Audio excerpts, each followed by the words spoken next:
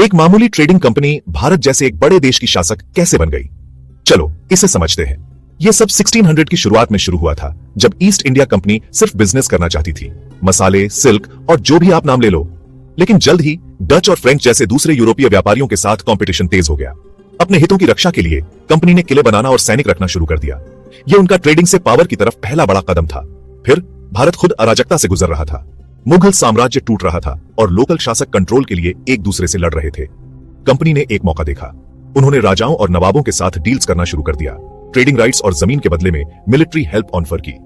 लेकिन असली turning point 1757 में आया, प्लासी के युद्ध में। कंपनी ने बंगाल के नवाब को हरा दिया, ज्यादातर उसके खास कमांडरों को रिश्वत देकर।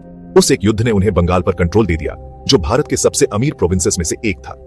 बंगाल को अपनी मुट्ठी में करने के बाद ईस्ट इंडिया कंपनी ने टैक्स कलेक्ट करना, एक प्राइवेट आर्मी बनाना और अपना कंट्रोल फैलाना शुरू कर दिया।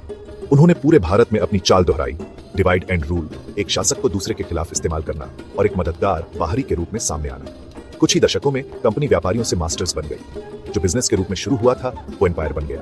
ये सब चालाक डील्स, मिलिट्री पावर और भारत की अंदरूनी प्रॉब्लम्स का फायदा उठाने के कारण हुआ। इस तरह ईस्ट इंडिया कंपनी भारत में एक बड़ी शक्ति बन गई, जितनी तेजी से कोई सोच भी नहीं सकता था।